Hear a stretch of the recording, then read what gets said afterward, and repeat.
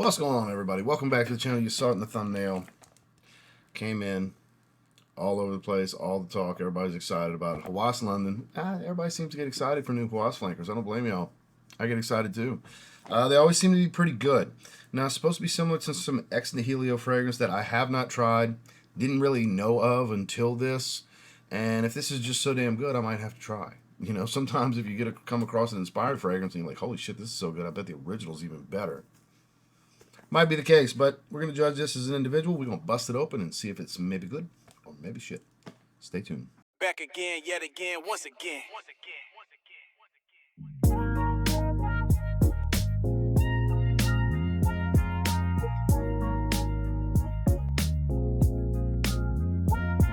Always giving you the real, one fragrance at a time. It's TLTG Reviews, baby.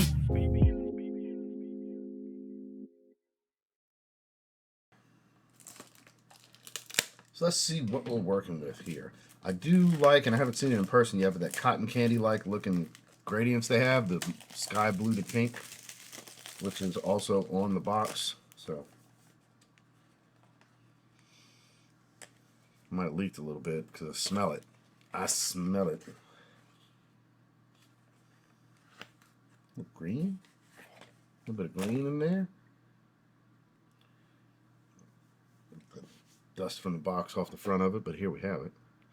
Yeah, it's a good looking bottle. The actual bottle and cap design in itself is fantastic, all the way from the original Hawas, but they've been doing some really good things with these colors. And this mirrored chrome cap with this cotton candy gradients. It just looks good. Just looks good. See what we're working with. If I like it, which strong possibility, I'll probably wear it today. That's tart. That's very tart. What is that? It's almost minty-like, but something a little astringent and tart.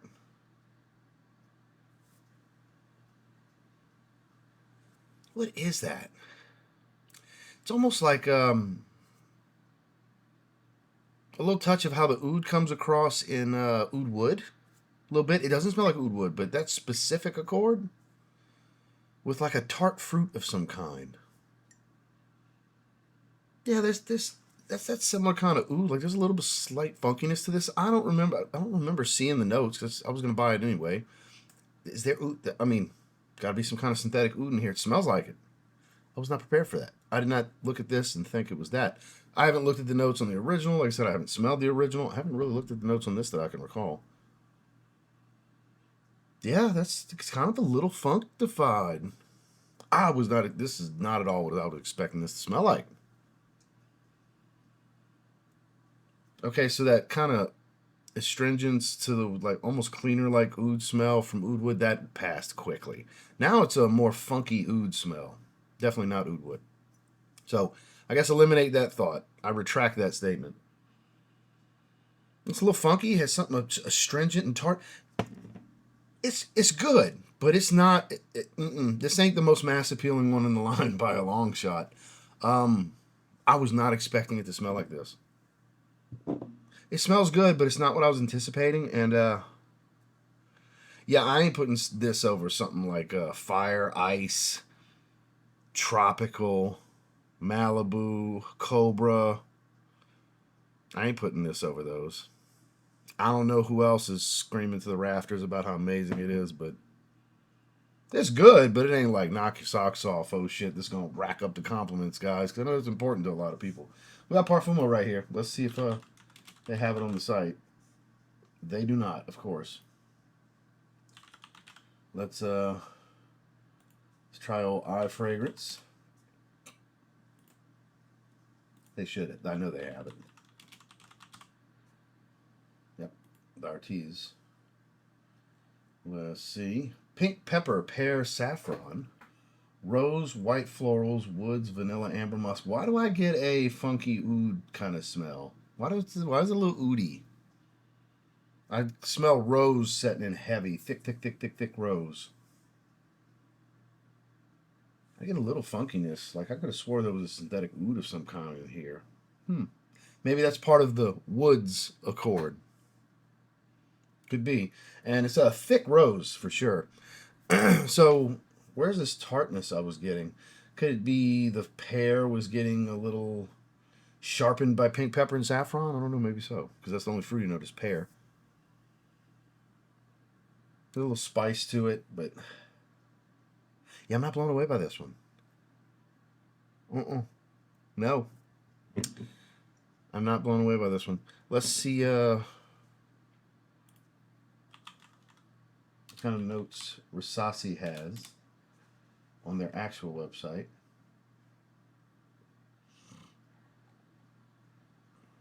No, I don't want the Arab website. I would want the U.S. website.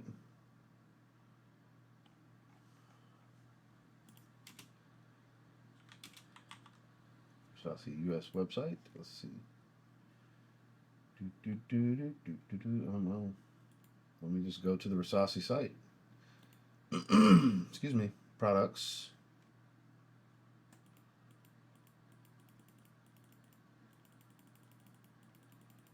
Well, you gotta cycle forever. Just cycle through to find fragrances. Okay, not helpful. So I was trying to avoid it, but we're just gonna go to Trograntica, see if they have anything different on the notes. Just to see, just for good measure. Amber rose, soft spicy, warm spicy musk, and fruity way at the bottom, powdery.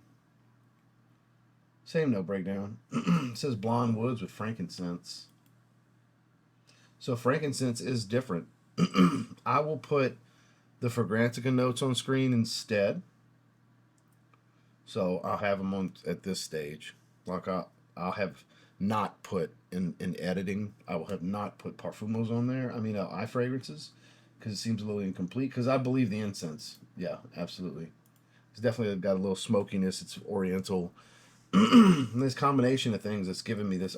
Maybe it's the musk with the woods, with the incense, with the, I don't know, but I get a little bit of this synthetic oud funkiness. Maybe I'm tripping.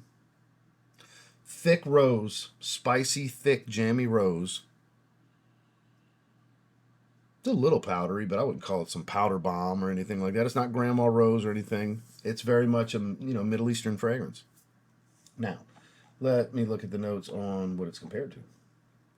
Brompton Immortals.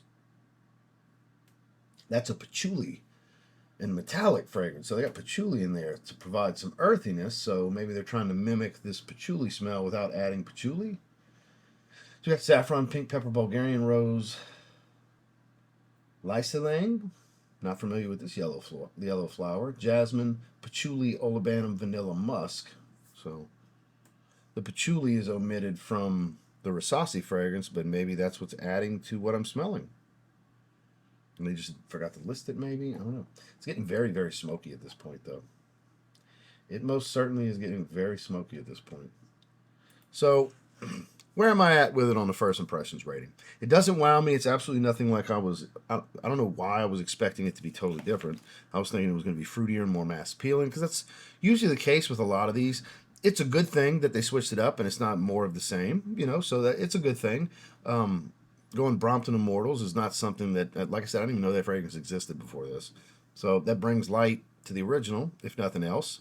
I guess only that we're in the know in the first place about that fragrance. Maybe it's just me. I don't know. But if you don't like rose fragrances, you won't like this. And this is a very thick Middle Eastern rose type of fragrance. This isn't some mass appealing stuff. This isn't like your Zaharoff Rosés or your Adonis Awakens from Argos. It's not that more appealing type of rose. This is more enthusiast level. Again, this is much more Oriental style, Middle Eastern style, smoky rose, spicy. There's some funkiness here. It smells good for what it is, but it's not necessarily my taste where I'm just going to fall in love with it. I'm not looking forward to wearing it today. I'm probably not going to wear it today. It's nice and cold outside. I'm going to be out and about all weekend, so I want to wear something that I'm thoroughly going to enjoy. So I'm not going to wear this weekend. I'm just going to do some test sprays with it because it doesn't excite me to want to wear it. I'm thinking like a 7 out of 10. It's a very good fragrance for what it is. It just doesn't excite me. like literally any of the other Rasasi fragrances have. I would rank this under black. And black is a really good fragrance. As I've said many times, Hawas black. But I just like the more playful scents from them even more. That's why black was always rated below. But it's a really good twist on Hachivat that has a little bit of like a similar opening bergamot lemon to Club de Nuit Intense Man, just not near as synthetic as Club de Nuit Intense Man. So it's kind of like a little blend of that with Hachivat is how I view Hawas Black. This is my, just tell you right now in first impressions, this is my least favorite Hawas fragrance. And this is what shows why everybody has different tastes. Because the only person I saw talk about this was Kuba. Shout outs to Angel. And he's like, oh, you know something special when I'm wearing it 2 days in a row, fam. And I can't believe I'm wearing it 2 days in a row. And I was like, damn, Kuba's wearing a Rasasi fragrance 2 days in a row. It must be good. Kuba's got totally different fucking taste than me. Because I ain't looking to wear this once. I ain't looking forward to wearing it one time. Let alone two. Unless some of you that have tried it, you may think I'm fucking crazy. Everybody's different. It's different subjectivity. It's art. Beauty is in the eye of the beholder. In this case, in the nose of the beholder. It is a good fragrance. It just doesn't captivate me. And I'm going to give it a chance. It's just I'm disappointed with what I'm smelling because it's not what I wanted it to be. And that's a me thing. That's not a Rasasi thing. That's not an anyone else thing. So 7 out of 10, I think is generous considering it doesn't captivate me because it does smell really good for what it is. It's just not what I want it to be, especially with this color scheme. It's a cotton candy playful color scheme. Why is it a super rich rose oriental fragrance? For that style rose, it is good. It is a beautiful, smoky, spicy rose. Just the right balance of fruit. Because it's not a sweet fruit, it's pear. It was a little tart up top, honestly, which isn't typically pear. If you're going to sit here and sniff it, doesn't smell bad. It just doesn't captivate me. I want to be captivated. You know? So, yeah, for me, I think I'm being nice. Because it's more my own disappointment than the fragrance not being well constructed. Because it is well constructed. But 7 out of 10 for Hawas London. Well, there's my initial impressions. Is that going to change after I set my disappointment and my bias to what I wanted it to be to the side and give it a real chance? Yes, I'm sure its grade can increase. Where it sits in my rankings across the line might be able to go up, but where it stands right now, my sheer biased disappointment of what I wanted it to be versus what it is puts it ranked at the bottom of them, you know. Probably the coolest looking bottle, though, as far as the color scheme, but that don't win no points. At the end of the day, I got to be captivated by the scent. I'm just not, you know. Maybe I'm the only person that's going to say this. Maybe a few people are going to say it. I don't know, but I'll tell you what, I don't give a shit to try the original. And I think the reason I'm so disappointed is because these rose fragrances, this style, these oriental rose fragrances have been done to death. I think I omitted to say that's why the disappointment. It's like another one. And I don't mean in the DJ Khaled voice either, because he's excited when he said another one. No, in this it's another one.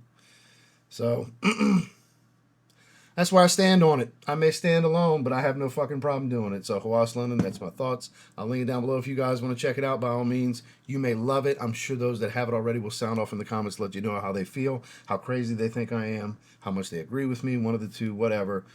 Keep it respectful. I have 3 dots hide user from channel by. I'm quick to do it because I want to read nice things. I don't want to read dumb things. So appreciate you guys. Make sure to like and subscribe if you leave, and we'll see you in the next one.